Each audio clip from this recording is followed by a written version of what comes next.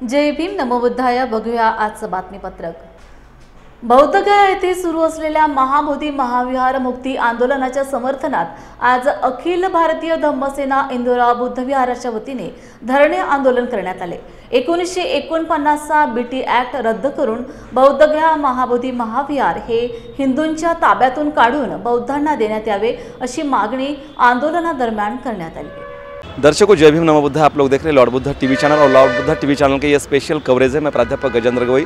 फिलहाल आज हम मौजूद हैं यहाँ पे इंदोरा चौक में, जहाँ पर चल रहा है यहाँ पे जो बुद्ध गया महाविहार बोधि विहार है उसका आंदोलन जो चल रहा है. और उस सिलसिले में आज भदंत सुराई ससाई नागार्जुन इनके नेतृत्व में यहाँ पे एक आंदोलन हो रहा है. और ये आंदोलन के बारे में खुद हम जानेंगे भंते सुराई ससाई जी से. भंते जी वंदामी. कौन सा रामंतर स्मारका इंदिरा 10 नंबर चौक, इधर में बहुत लोग आ रहे हैं और मैं स्वयं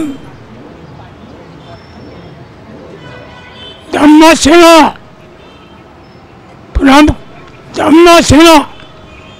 पूरा भारत में है. लोग ने चाहा है और इंदिरा बिहार के लोग भी है कोई. इसलिए आगे भी अच्छा चलेंगे. कल मानसेर में जोरदार कल परसों में चलेगा. महाबोधि महाविहार 1992 से शुरू हो गया. मेरा आंदोलन में कम से कम 15-16 साल चलाया और उसमें 2003 में मैं केंद्र सरकार की माइनॉरिटी कमीशन में गया. मेरा मन में देखना मेरा को चेंज किया भगवान ने सबकी तुल से. इसलिए मैं केंद्र सरकार में गया तो केंद्र सरकार को और बिहार प्रदेश के सरकार को विरोध करना होता नहीं है क्योंकि सरकार में जाना है. इसलिए मैं अखिल भारतीय भिक्षु महासंघ की अध्यक्ष पद को राजीनामा दिया और राजीनामा देने के बाद भी मेरा की प्राइवेट आर्य नागार्जुन सुरेश के नाम से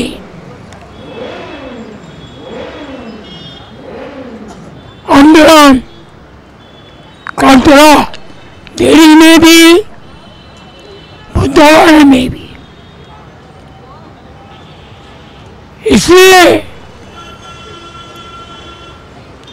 अखिल भारतीय भिक्षु महासंघ आंदोलन को चलाया था, लेकिन कोई ना कोई कारण से धीरे धीरे काम हुआ. अकुल में ये लोग चलाया था दिल्ली में अखिला भारतीय पिक्स महासंघ के नाम पर मैं तो संघ से बाहर गया। ये अम्बेडकर भवन दिल्ली में चलते रहा। अगले दिन में ये आया।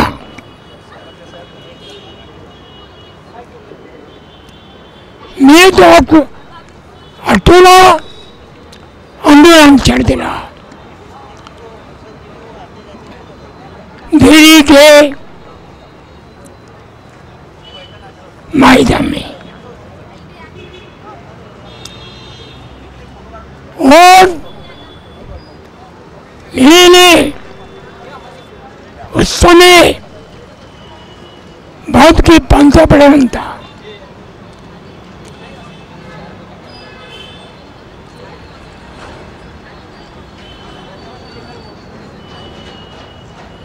उनको मिलने की छुट्टी दिया है तो अन्य पंतप्रधान मेरे को मिलने की अनुमति दिया। उस समय का पंतप्रधान था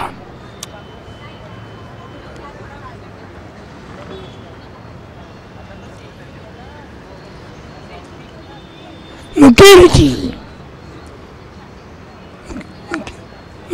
जी थे। तो मैं अकेला जाना अच्छा नहीं लगा। दिल्ली प्रदेश के उत्तर महासभा के अध्यक्ष पुस्तक का बहुत बड़ा पुस्तक का दुकान का मालिक था। उसका नाम क्या था? उसको लेके और उत्तमा सब गिंबा तीनों लेके 5 लोग मुकेश जी को मिलने को गया। ज्ञापन दिया।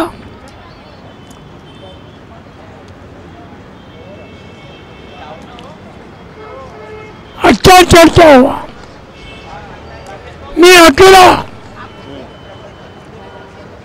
बचा था 15 दिन दिल्ली में। बाकी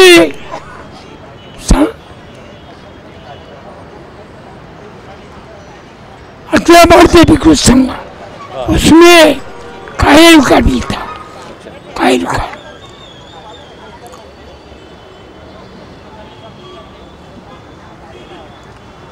और बढ़ते बढ़ते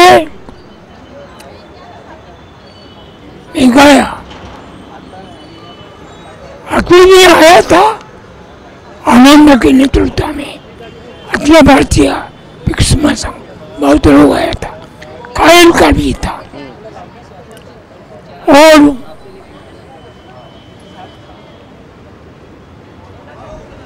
इक्शम का गाजगते भी था। हाँ? और मेरा के पास में आया। मैं तो संघ को छोड़ दिया। अब वो अच्छा करो उनके चर्चा करके कहा। महाराष्ट्र राज्याच्या अर्थसंकल्पीय अधिवेशनादरम्यान विधिमंडळामध्ये बुलढाणा विधानसभा मतदारसंघाचे कर्तव्यदक्ष आमदार धर्मवीर श्री संजूभाऊ गायकवाड यांनी मतदारसंघातील तसेच महाराष्ट्रातील विविध 16 मुद्द्यांवर विधान भवनामध्ये महत्त्वपूर्ण विषयावर लक्ष वेधून घेतले। बिहार येथील बोधगया येथील महाबोधी बुद्धविहार बौद्ध भिक्षूंच्या ताब्यात देण्यात यावे यासाठी देशभरात जन आंदोलन केले जात आहे। आज बुलढाणा जिल्हाधिकारी कार्यालयावर मूक मोर्चा काढत महाबोधी बुद्धविहार बौद्ध भिक्षूंच्या ताब्यात देण्यात यावे या मागणीचे निवेदन बौद्ध बांधवांकडून जिल्हाधिकाऱ्यांमार्फत राष्ट्रपतींना पाठवण्यात आले आहे।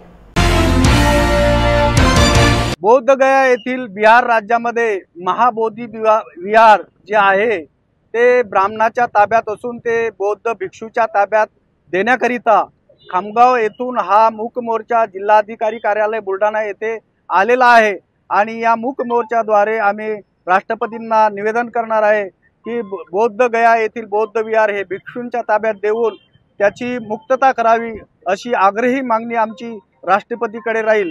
आम्ही सर्व महाराष्ट्रातील जनतेला आवाहन करू इच्छितो की त्यांनी या मूक मोर्चाद्वारे शांततेच्या द्वारे महाराष्ट्रामध्ये प्रत्येक जिल्हाधिकारी कार्यालयावर मूक मोर्चाचे आयोजन करून दिल्ली सरकारला राष्ट्रपतीकडे निवेदन सोपावं अशी आग्रही मागणी आमची बौद्ध जनतेला आहे। त्याकरिता आमची राष्ट्रपतींना विनंती राहील की त्यांनी लवकरात लवकर बौद्धगयेचं जे बौद्ध विहार आहे ते ब्राह्मणाच्या ताब्यात असून ते बौद्ध भिक्षूच्या ताब्यात देण्यात यावं अशी आग्रही मागणी आम्ही या निवेदनाद्वारे आज करणार आहे। मूक मोर्चा काढण्याचं निमित्त असं आहे की बिहार बुद्धगया या ठिकाणी बौद्ध भिक्षू संघाच्या माध्यमातून गेल्या 18 ते 20 दिवसापासून त्या ठिकाणी खूप मोठ्या प्रमाणात आंदोलन सुरू आहे आणि ते आंदोलन बुद्धगयातील बौद्ध विहार मुक्त व्हावं। ज्या विहारावर ब्राह्मणांचा ताबा झालेला आहे, इतर धर्मियांचा ताबा झालेला आहे, ते ताबा काढून त्या ठिकाणी नवीन समिती गठीत करून भिक्खू संघाची त्या ठिकाणी समिती व्हावी आणि त्या भिक्खू संघाच्या समर्थनार्थ महाबोधी विहाराच्या समर्थनार्थ देशभरामध्ये खूप मोठ्या प्रमाणात आंदोलन सुरू आहे। त्याच आंदोलनाचा एक भाग म्हणून आज खामगाव तालुक्यातील तमाम बौद्ध समाजाच्या माध्यमातून बुलढाणा जिल्हाधिकारी कार्यालय या ठिकाणी आम्ही जिल्हाधिकारी साहेब यांच्या माध्यमातून महोदय राष्ट्रपती यांना निवेदन पाठवणार आहोत की ते जे बुद्ध विहार आहे ते बुद्ध विहार आमच्या बौद्ध भिक्खूंच्या ताब्यात द्यावं। त्या विहारावर कुठल्याही इतर धर्मियांचा ताबा नसला पाहिजे, ते बुद्धांच्याच ताब्यात द्यावं अशी आमची या निवेदनाच्या माध्यमातून आणि या मूक मोर्चाच्या माध्यमातून मागणी आहे। महाराष्ट्रामध्ये नगरोत्थान योजना ही राबवली गेली, पण दुर्दैवाने नगरोत्थान योजनेवर त्या ठिकाणी निधी उपलब्ध नसल्यामुळे बऱ्यापैकी कामं त्या ठिकाणी पडून आहेत। मोताळा माझ्या मतदारसंघातल्या शहरामध्ये रस्ते विकासाच्या नगरोत्थानाचा प्रस्ताव सुद्धा महाराष्ट्र शासनाने मान्यतेकरता त्या ठिकाणी पडून आहे। अध्यक्ष महोदय, निवडणुकापूर्वी या महाराष्ट्रातील तमाम शेतकऱ्यांना कायमचा त्याचा सातबारा कोरा करण्यासंदर्भात राजकीय भाषणामधून विधानं त्या ठिकाणी केल्या गेली आणि म्हणून यावर्षी शेतकरी शासनाकडे लक्ष ठेवून आहेत, आज ठेवून आहेत की यावर्षी तरी किमान शेतकऱ्याचा सातबारा कोरा केला जाईल, तशा प्रकारची घोषणा या अधिवेशनामध्ये केली जाईल अशी अपेक्षा शेतकरी महाराष्ट्रात त्या ठिकाणी बाळगून आहे। अध्यक्ष महोदय, महाराष्ट्राच्या मातीमध्ये अनेक खेळाडू आहेत, त्यांच्या अंगामध्ये चांगलं क्रीडा कौशल्य आहे, त्याला वाव देण्याची संधी त्यांना मिळत नाही आणि म्हणून आपण पाहतो की जागतिक स्तरावर जेवढे काही स्पर्धा होतात त्याच्यामध्ये भारताच्या लोकसंख्येच्या तुलनेमध्ये आपल्या खेळाडूंचा प्रावीण्य मिळवण्याची संख्या ही अतिशय नगण्य आहे। त्यामुळे दर्जेदार खेळाडूंना सुविधा मिळत नाही, साहित्य मिळत नाही, अनेक गरीब असतात, त्यांना कोणाला शूज नसतात, साहित्य नसतात आणि त्याच्यामुळे दर्जेदार कौशल्य असून सुद्धा त्या ठिकाणी दर्जेदार खेळाडू बाहेर येत नाही आणि त्याच्यामुळे भारताची मान त्या ठिकाणी शर्मेने खाली जाते। आमच्या मतदारसंघामध्ये हा जवळपास केवळ 4% सिंचन आहे आणि या दुष्काळाचा सारखा अभाव असल्यामुळे 5000च्या वर आत्महत्या एका तालुक्यात झाल्या आहेत। अनेक सिंचनाचे प्रोजेक्ट हे त्या ठिकाणी प्रस्तावित केलेले आहे, पण अद्यापर्यंत त्यांना मान्यता नाही मिळवणं, ही सिंचनाची कामे पूर्ण होऊ शकत नाही आणि दुर्दैवाने त्याच्यामुळे शेतकऱ्यांवरच्या अडचणी मोठ्या प्रमाणात वाढत आहेत, त्यांच्यामध्ये आर्थिक दुर्बलता त्याच्यामध्ये येत आहेत। 18,000 अंगणवाडीच्या जागा भरून आपण एक प्रकारे ग्रामीण भागातल्या विद्यार्थ्यांना आणि महिलांना न्याय द्यायचा प्रयत्न करत आहोत आणि त्याचप्रमाणे याच अंगणवाड्यांमध्ये ज्या लाखोच्या संख्येमध्ये राज्यामध्ये छत्रपती शिवाजी महाराज आणि संभाजी महाराज यांचा इतिहास देखील त्या कोवळ्याच्या मुलांच्या मनामध्ये त्या ठिकाणी बिंबवण्याचा प्रयत्न शासनाच्या माध्यमातून केला जात आहे। अध्यक्ष महोदय, केवळ छत्रपती शिवाजी महाराज आणि संभाजी महाराजच नव्हे तर या राज्यातल्या तमाम महान मानवांनी जे काही समाज कार्य केलं त्या प्रत्येक महामानवांचा समावेश या अंगणवाडीच्या पासून जे शिक्षण दिलं जाणार आहे त्याच्यामध्ये येणार आहे, जेणेकरून लहानपणापासून द्वेषाची भावना या मुलांच्या मनामध्ये असणार नाही, सद्भावना त्यांच्यामध्ये निर्माण होईल, सर्व धर्माचा आदर करण्याची मानसिकता त्या मुलांची त्या ठिकाणी होईल। अध्यक्ष महोदय, महाराष्ट्रातल्या अतिशय गंभीर गोष्टीवर आज सभागृहामध्ये चर्चा झाली। देशमुखांचं प्रकरण होतं, सोमनाथचं प्रकरण होतं, बोराडेंचं होतं, पण याच तुलनेमध्ये आमच्या शहरामध्ये सुद्धा एक 24 वर्षाची चौधरी नावाची मुलगी, हिला एका गांजा आणि दारूच्या नशेमध्ये असलेल्या एका तरुणाने त्याच्याकडे कुठल्याही गाडीचं लायसन नसताना मागून तिला उडवलं आणि तिच्या पोटावरून गाडीचं चाक नेलं आणि क्षणार्धात त्या मुलीचा जीव गेला। अशा प्रकारे कुठल्याही गाडीचे कागदपत्र नाही, कोणी इतर किड्या मुंग्यासारख्या लोकांना चिरडून टाकतं, त्यांचे जीव गमावतात, या संदर्भात सुद्धा कायदे कडक करण्याची गरज आज राज्यामध्ये निर्माण झाली आहे, जेणेकरून सहजपणे माणसाचा जीव घेणं या लोकांना त्या ठिकाणी सोपं होतं. यावर बंधनं घालण्याचा देखील आपण बंधन याच्यावर घातल्या गेली पाहिजे. वन्य प्राण्यांच्या हैदोसाबद्दल चर्चा अध्यक्षमध्ये झाली. माझ्या मतदारसंघाला लागून संपूर्ण मोठं वाईल्ड लाईफ आहे. माझ्या गिरडा गावामध्ये मागच्याच महिन्यामध्ये एका 22 वर्षाच्या गायकवाड नावाच्या तरुणाचा नळीचा घोट त्या ठिकाणी लेफडनी त्या ठिकाणी घेतला आणि सारखे हल्ले त्यांची चालू असतात. माझी मागणी अशी की ठीक आहे, बाज माणसांची संख्या वाढली, जनावरांची संख्या वाढली, जंगलाचं क्षेत्र तेच आहे, पण किमान जंगलातली जनावरं जंगलात ठेवल्या जातील, ती मानवी व्यवस्थेमध्ये घुसणार नाही, असे काही प्रबंध केले गेले पाहिजे, जेणेकरून ते मानवी मस्तेवरून त्यांनी लेकरांना, महिलांना, पुरुषांना ठार त्यांनी केलं नाही पाहिजे. अशा प्रकारची बंधनं फॉरेस्ट डिपार्टमेंट केली पाहिजे की जेणेकरून त्यांची जनावरं त्यांच्या क्षेत्रात राहिली पाहिजे, ती बाहेर पडता कामा नये, जेणेकरून मानवी जीवाला धोका त्या ठिकाणी होणार नाही. अध्यक्ष महोदय, रोजगार निर्मिती संदर्भात सुद्धा आपण आता अनेक करार विदेशामध्ये आपण करून आलात, पण आजही आमच्याकडे रोजगारीचा प्रश्न इतका आहे की एका तालुक्याला 15-15, 20-20 हजार तरुण पोरं नोकऱ्या मिळत नाही म्हणून वनवाट भटकत आहेत. आज त्यांना नोकऱ्या नाही तर त्यांच्या लग्नाला कोणी मुली पण देत नाही, अशी परिस्थिती निर्माण झाली आणि मग मोठ्या प्रमाणात रोजगार निर्माण करण्याची गरज आज आपल्या संपूर्ण माझ्या मतदारसंघात जिल्ह्यामध्ये आहे. सीबीएसईचं शिक्षण केवळ मोठ्या लोकांच्या मुलांना मिळतं. अध्यक्ष महोदय, ग्रामीण भागामध्ये जिल्हा परिषदेच्या शिक्षणाचा दर्जा आणि मोठ्या शहरांमध्ये या शिक्षणाचा दर्जा याच्यामुळे शैक्षणिक असमानता मोठ्या प्रमाणात निर्माण होऊन आली आहे. ग्रामीण भागातला पोरगा कधीच सीबीएसई शिकू शकणार नाही, त्याला कधीच मोठी नोकरी मिळणार नाही, तो 10वी पर्यंत जाण्याच्या देखील पात्रतेचा राहत नाही आणि म्हणून ग्रामीण भागामध्ये सुद्धा हे शिक्षण नेण्याची गरज आहे. त्या मुलांना देखील दर्जेदार शिक्षण मिळावं म्हणून प्रत्येक ग्रामीण भागात हे शिक्षण चालू करण्यासाठी प्रयत्न सरकारने करावे, ही देखील या निमित्तानं माझी मागणी आहे. अध्यक्ष महोदय, सगळे 25 मिनिटं मिळेल, माझे 5 मिनिटं पण नाही. बोला, कंटिन्यू करा. छत्रपती शिवाजी महाराज, धर्मवीर छत्रपती संभाजी महाराजांच्या बद्दल अनेक वेळा राज्यामध्ये विटंबना होताना आपण पाहतो. राज्यपालांनी आपल्या भाषणाची सुरुवात करताना शिवाजी महाराजांच्या भाषणामध्ये सुरुवात अध्यक्ष महोदय केली. अशा लोकांवर कारवाई म्हणजे शासन तर कारवाई करत अध्यक्ष महोदय, पण यांचा रायगडावरून कडेलोट करण्याचा काही एखादा कायदा करता येत असेल तर तो देखील करावा, जेणेकरून पुन्हा कोणी अशा प्रकारे बोलण्याचं हिंमत त्या ठिकाणी करणार नाही. अध्यक्ष महोदय, माझ्या विधानसभा क्षेत्राला 740 पांदण रस्ते आहेत. मागच्या सरकारच्या काळात मला 350 रस्ते मंजूर करून दिले, परंतु एक रस्ता देखील होऊ शकत नाही. अध्यक्ष महोदय, 60-40चा जो रेशो त्याच्यामध्ये आहे, त्या ज्या जाचं काठी त्याच्यामध्ये, त्याच्यामुळे एक रस्ता देखील होऊ शकला नाही. म्हणून ह्या अटी शिथिल करण्यासंदर्भात शासनानं काहीतरी धोरण त्या ठिकाणी करावं. अध्यक्ष महोदय, मागच्या अधिवेशनात मी बोललो होतो की लहान लहान मुलं बटन नावाचं कॅप्सूल, गांजा, बॉड असा एक नशा करून इतकी प्रचंड मोठी गुन्हेगारी त्या ठिकाणी करतात आणि ते अल्पवयीन असल्यामुळे त्यावर कारवाई करता येत नाही. तर या संदर्भात सुद्धा यावर काहीतरी आळा घातला गेला पाहिजे. केंद्र सरकारने 15 पर्यटन केंद्राच्या ठिकाणं या ठिकाणी अध्यक्ष महोदय निवडली. आम्हाला आमची जिल्ह्याची नैसर्गिक ठेवण इतकी सुंदर आहे की आम्हाला चारही बाजूने डोंगराने वाढले आहे आणि अनेक डॅम त्याच्यामध्ये आहेत आणि म्हणून या 50 पैकी एखादं केंद्र जर आमच्या बुलढाणामध्ये दिल्यात गेलं तर आमच्या पर्यटनामध्ये मोठी भर त्या ठिकाणी पडेल. पाळीव जनावरांची संख्या सुद्धा आमच्या जिल्ह्याला मोठ्या प्रमाणात आहे, परंतु त्यांच्या वैद्यकीय उपचाराकरता सुद्धा डॉक्टर उपलब्ध होत नाही आणि मग एखादं पशु वैद्यकीय महाविद्यालय हे जर आमच्या बुलढाण्यामध्ये जर निर्माण केलं गेलं तर या ठिकाणी मोठ्या प्रमाणामध्ये रोजगार त्या ठिकाणी मिळेल, नोकऱ्या मिळतील आणि जनावरांचा देखील ट्रीटमेंट त्या ठिकाणी करता येईल. अध्यक्ष महोदय,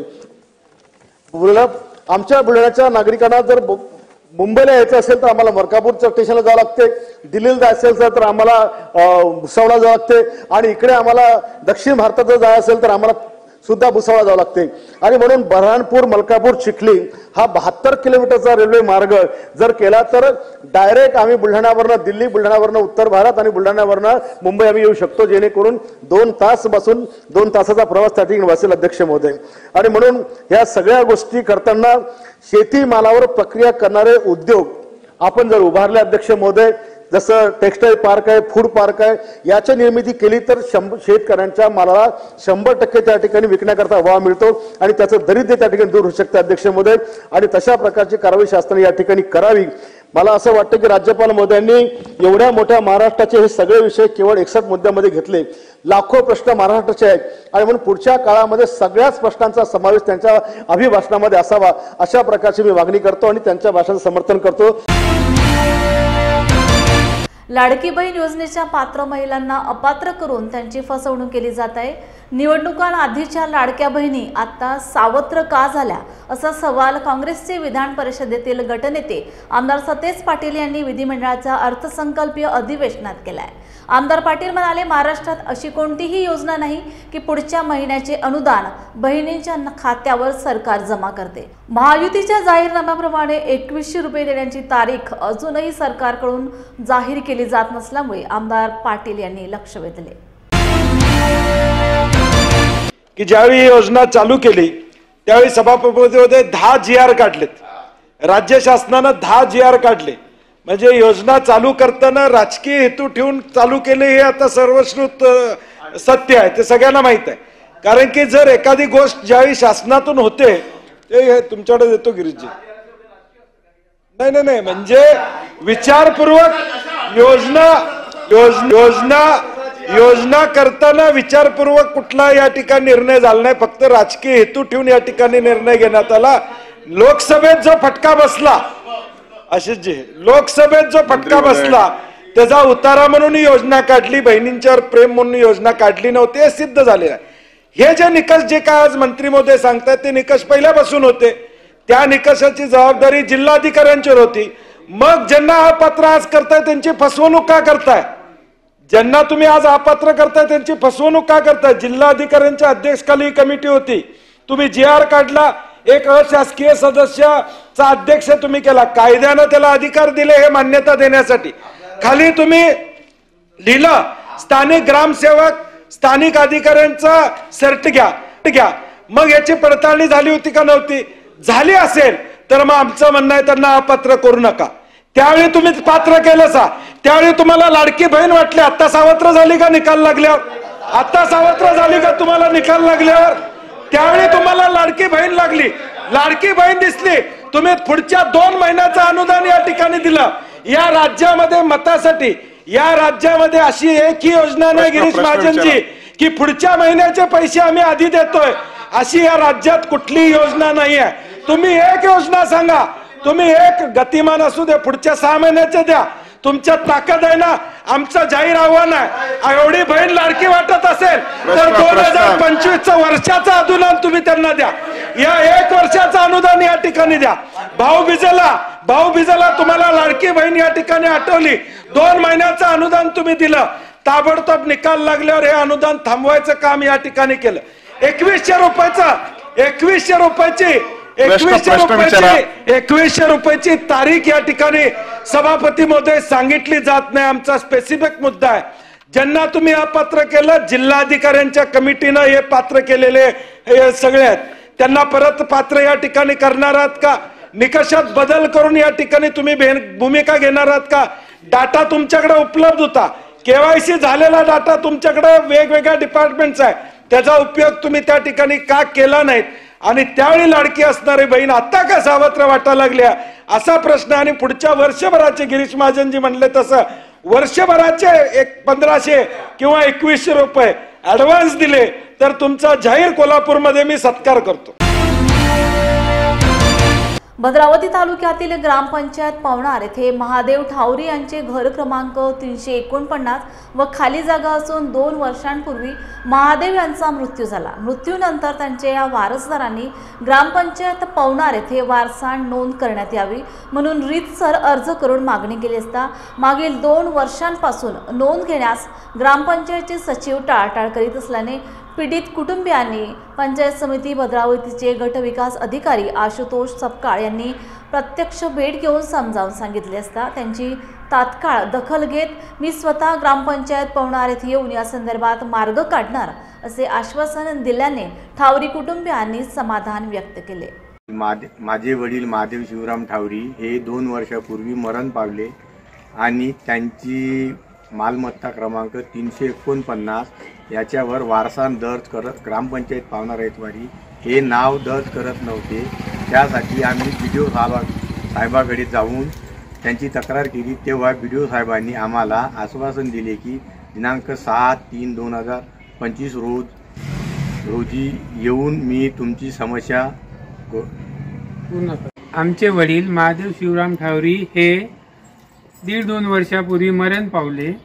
त्यांची जे मालमत्ता होती 278 जुनी आणि 349 हा नवीन क्रमांक, याच्यावरती ग्रामपंचायत पावनाराई हे आमचे वारसा दर्ज आमच्या 3 भावाची वारसा नोंद करत नव्हते. म्हणून आज आम्ही BDO साहेबाकडे येऊन त्यांना विनंती केली की हे ग्रामपंचायत शानाशी आमची नोंद करत नाही आहे, तेव्हा तुम्ही या आणि आमची नोंद करून द्या. BDO साहेबांनी आम्हाला मी 6 तारखेला तुमच्या गावाला येतो आणि ग्रामपंचायतमध्ये येऊन तुम्ही या, तुमची जे समस्या आहे ते मी पूर्ण करून देईन असे BDO साहेबांनी आम्हाला आश्वासन दिले. त्यांच्याबद्दल आम्ही त्यांचे आभारी आहोत BDO साहेबाचे.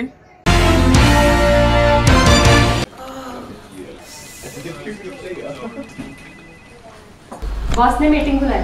क्या यार, आदमी की तकलीफ को तो समझो. बाहर बाहर उठो बैठो.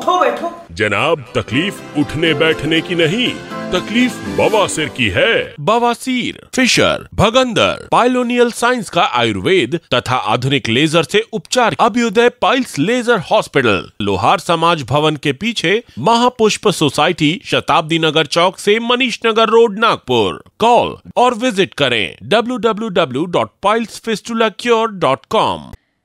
मंडळी, तुम्हाला फॅमिली सोबत चांगली वन डे पिकनिक करायची आहे का? मग आजच भेट द्या सातपुड्याच्या पर्वत रांगेत कोल्हार प्रकल्पाच्या पायथ्याशी निसर्गाच्या कुशीत वसलेलं श्याम लीला टुरिझम अँड रिसॉर्टला. पारंपरिक शेतकी संस्कृती आणि नाविन्यपूर्ण सेवा सुविधांचा अनोखा संगम. प्रशस्त फळबाग व शिवार फेरी, मुलांना एन्जॉय करण्यासाठी प्ले एरिया, विविध खेळ, स्विमिंग पूल, रेन डान्स, सेल्फी पॉइंट आणि बरंच काही. नाश्ता आणि चुलीवरील व्हेज नॉन व्हेज जेवणाचा आस्वाद. राहण्याचीही उत्तम व्यवस्था. वन डे पॅकेज 699 पासून सुरू. लग्न, रिसेप्शन, वाढदिवस यासाठी देखील स्वतंत्र व्यवस्था करून मिळेल. अल्पावधीतच लोकप्रिय झालेले कृषी पर्यटन स्थळ श्याम लीला ॲग्रो टुरिझम अँड रिसॉर्ट. बुकिंगसाठी संपर्क मुक्काम तेलंखेडी, नवनाथ आश्रमाजवळ, पांढुर्णा रोड, तालुका सावनेर, जिल्हा नागपूर. मोबाईल 7276366752 किंवा 9021433560. सिंदखेड राजा तालुक्यातील मौजे कुंभेफळ या गावात असलेल्या लमान बंजारा वस्तीमध्ये वसंतराव नाईक तांडा वस्ती सुधार योजना सन 2023-24 अंतर्गत सिमेंट रस्ता बांधकामास परवानगी देण्यात येऊन सदर बांधकाम ग्रामपंचायतच्या वतीने पूर्ण केले. असे असताना सदर रस्ता बांधकामाची देयक सिंदखेड राजा पंचायत समितीचे गट विकास अधिकारी मुकेश मोहोळकर, ग्रामसेवक SK जगताप मॅडम यांनी संगनमताने वटवून 10 लाख रुपयांचा रकमेचा अपहार करून शासनाची व ग्रामपंचायतची दिशाभूल केली आहे. या प्रकरणाची सखोल चौकशी करून संबंधित गट विकास अधिकारी व ग्रामसेवक कुंभेफळ यांच्यावर त्वरित निलंबनाची कार्यवाही करण्यात यावी. आप लोग देख रहे हैं लॉर्ड बुद्धा टीवी चैनल. फिलहाल हम मौजूद हैं यहाँ पे, ये बुलढाना जिले का ये है जिलाधिकारी कार्यालय. अब जिलाधिकारी कार्यालय के सामने यहाँ पे जो अनशन का कार्यक्रम चालू है, आंदोलन का कार्यक्रम चालू है, क्योंकि कुछ ऐसे गाँव में कुछ ऐसे गैर कानूनी कारोबार होता है, कुछ गैर कानूनी काम होते हैं और उनको आवाज़ उठाने के लिए जो गाँव के कार्यकर्ता यहाँ पे सामने आ जाते हैं और वो आवाज़ यहाँ पे प्रशासन शासन की तरफ पहुँचाने का प्रयास करते हैं. इसी सिलसिले को लेकर आज बुलढाना जिले के लोनार तहसील का कुंभेफल और उसी कुंभेफल में जो यहाँ पे बंजारा समाज के कम्युनिटी में और उस जो वाड़ी होती है उस बंजारा तांडा में जो काम हुआ था, वहाँ पे सीमेंट का, नाला का और फांसी का रोड का. जय महाराष्ट्र, जय भीम. आज मातृतीर्थ सिंदखेड राजा तालुक्यामध्ये कुंभेफळ नगरीचा सरपंच या नात्याने मी 3 तारखेपासून माझ्या या कुंभेफळ नगरीच्या गावाच्या विकासासाठी मी 3 तारखेला उपोषणाला बसलो आहे. काही इग्न संतोषी लोक माझ्या या कुंभेफळ गावच्या विकासासाठी अडथळा आणतात आणि ग्रामपंचायतचे काही शासकीय कामं ग्रामपंचायत शिपाई असो किंवा आपल्या कुंभेफळ नगरीच्या विकास कामात बरेच काही अडथळे आणतात, त्याच्यावर त्या इग्न संतोषी लोकांवर शासनाने प्रशासनाने ताबडतोब कारवाई करावी, अन्यथा माझं उपोषण जोपर्यंत या कुंभेफळ नगरीचा विकास होत नाही, या विकासात हे लोक अडथळा आणतात, यांच्यावर कठोर कारवाई झाल्याशिवाय मी उपोषण सोडणार नाही यांची सर्वांनी नोंद घ्यावी। आणि या माझ्या कुंभेफळ नगरीतील काही विकास कामे सिमेंट रस्त्याचे झाले होते, काही या कर्मचाऱ्यांना पेमेंट माझ्या माघारी काढलं आणि आज रोजी खुशाल हे इकडं तिकडं फिरतात, तर प्रशासनाने यांना तात्काळ या अधिकाऱ्याला निलंबित करावे ही आग्रहाची विनंती आहे। आणि माझ्या ग्रामपंचायतच्या शिपाई यांच्यावर काही दिवसापूर्वी अन्याय झाला, त्यांचे वडील उपोषणाला बसले, त्यांना आतापर्यंत न्याय भेटला नाही, आता यांना न्याय या माझ्या ग्रामपंचायत शिपायाला भेटत नाही व माझ्या कुंभेफळ नगरीच्या विकासा कामात अडथळा आणतात। आणि या अडथळा आणल्याच्या नंतर आज सर्व अडथळे बंद झाले पाहिजेत, नाहीत माझी एकच विनंती प्रशासनाला, माझा जीव गेला तरी चालेल या कुंभेफळच्या विकासासाठी। मी शेवटपर्यंत जोपर्यंत न्याय मिळत नाही तोपर्यंत माझं अमरण उपोषण असंच कायमस्वरूपी राहील याची सर्वांनी नोंद घ्यावी ही आग्रहाची विनंती। उमरखेड तालुक्यातील विडूळ या गावी मागील 25 वर्षांपासून क्लास जागेवर राहणाऱ्या ग्रामस्थांच्या नावे गाव नमुना 8 वर मालकी हक्क मिळावा व सर्व 568 लाभार्थ्यांना हक्काचे घरकुल मिळावे याकरता ग्रामस्थांनी विडूळ येथे आमरण उपोषण ग्रामपंचायत कार्यालय समोर केले होते। त्याची सांगता हिंगोली लोकसभेचे खासदार नागेश पाटील आष्टीकर यांनी संबंधित व्हिडिओ व ग्रामविकास अधिकारी यांना आपल्या शैलीत समाचार घेऊन त्यांना संबंधित 568 लोकांचे राहत्या घराचं नेमकं प्रस्ताव सादर करून त्यांना हक्काचे घरकुल मिळावे यासाठी सूचना दिल्या। कामात कोणतीही दिरंगाई केल्यास संबंधित अधिकाऱ्यांना खपवून घेणार नाही किंवा हे बसले त्याची काही चौकशी होईल, आपल्याला त्याचं नियमन द्यावं लागते, नाही देत आपण, हे किती म्हणतो, किती तुमचं म्हणजे कोणाच्या जीवावर, कशासाठी घेऊ का चौकशीला, तुमच्या सगळ्या गोष्टी घेऊ का चौकशीला? वेळ साहेबांना शोकात नोटीस द्या ताबडतोब। तेव्हा आम्ही आता शासनाने एवढे मांजरे पैसे आणल्याच्या नंतर जर हे लोक असे जर काय त्याला जर रोकटोक करता शोकात नोटीस द्या, हे का देत नाही, तुमच्या नजरेसमोर का आणलं नाही? हे उपोषणाला येतं एखाद्या मेला का बीपी डाऊन झाली, मेला तर कोण जबाबदार आहे याचा? आम्हाला इतका वेळ काढून येतं, याला वेळ आहे का? तुम्हाला तुमची मीटिंग सोडून याला वेळ आहे का? याला एक शोकात नोटीस द्या ताबडतोब तुम्ही।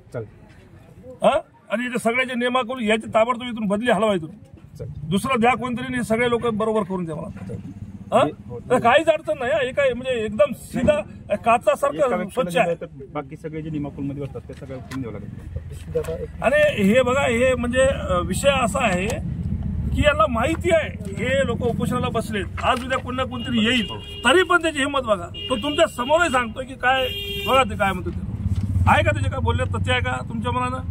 तर सगळ्यांना द्यायचं, विषय साधा आहे। काय हो साहेब, काय 11ची 8 तुमचा 11चा प्रस्तावन, 12चा 24चा काय प्रॉब्लेम आहे? कशाला पाहिजे? थांबा, 11चा काय संबंध आहे 11चा? सर्वांसाठी नाही हो। आता हे घरकुल तुम्हाला एवढ्या महत्वाचा, आम्ही एवढे सगळा पाठपुरावा करून एवढे मांडळे घर इथं आणले आणि तुम्हाला शासन म्हणतो की नसल जागा तर घेऊन देतो जागा, हे ऑलरेडी जे स्थापित आता तुम्ही का देत नाही त्यांना? आणि हे 53 कसं काय दिले तुम्ही मग त्याला? कुठल्या क्लासमध्ये? म्हणजे पहिलं एक क्लास म्हणून होते, मग नंतर गावठाण म्हणून सातबारा निघाले। थांबा तुम्ही तिकडे थांबा, 2 मिनिट थांबा। हे आता याच्यातलं तुम्ही पुढे गेलं 568 लोकांचे गाव नमुना 8 महाराष्ट्र शासन असल्यामुळं आम्ही घरकुलापासून वंचित राहू लागलो।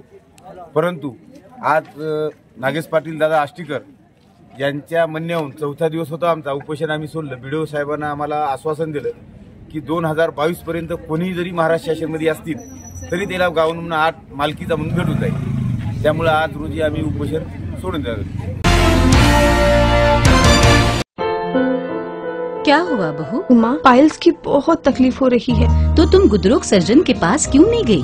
देखो, जैसे हार्ट के लिए हार्ट स्पेशलिस्ट, ब्रेन के लिए ब्रेन स्पेशलिस्ट, तो पाइल्स के लिए पाइल स्पेशलिस्ट क्यों नहीं? स्त्री हो या पुरुष, टॉयलेट में तकलीफ केवल पाइल्स ही नहीं, और भी कई प्रकार के गुदरोग तथा कैंसर भी हो सकता है।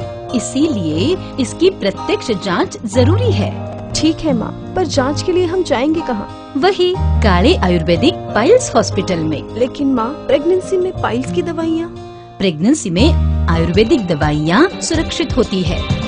जनहित में जारी काले आयुर्वेदिक पाइल्स हॉस्पिटल, औषधि चिकित्सा तथा सर्जरी ट्रीटमेंट उपलब्ध। हमारा पता उमरेड रोड, दिघौरी बस स्टॉप के पास, नागपुर। अधिक जानकारी के लिए वेबसाइट पर जाएं kalepailshospital.com।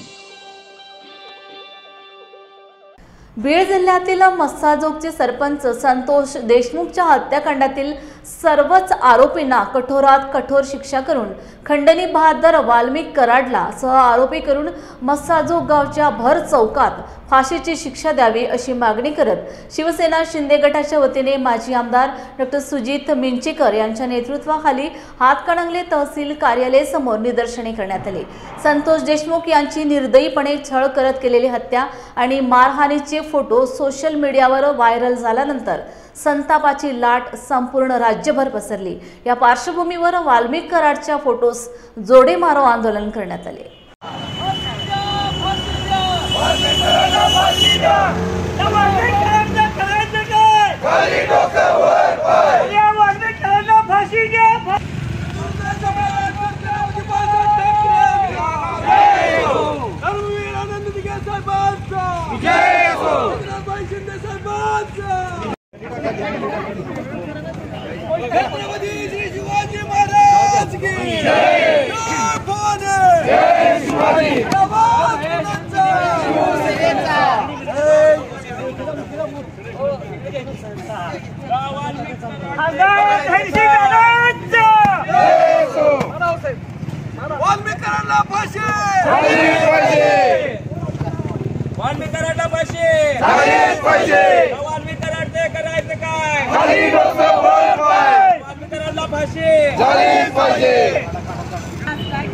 राज्य पालटू शकते, बघितलंय तुम्ही बहीण काय करू शकते। त्याचप्रमाणे आम्ही आज रस्त्यावर उतरलो आहे की कराडला ह्या फाशीची शिक्षा कशी मिळायला पाहिजे, यासाठी महिला आज आम्ही उत्स्फूर्तपणे साथ द्यायला लागतो की जेणेकरून त्यांच्यावर जे अत्याचार झाले, अगदी निर्घृणपणे जे अत्याचार केलेले आहे ते बघवण्यासारखं नाही आहे। महिला बहीण ही राज्य बदलू पण शकत्या आणि एकाला क्रूरपणे मारू पण कशी शकत्या, हे आज आम्ही शिवसेना महिला आघाडी दाखवणार आहे।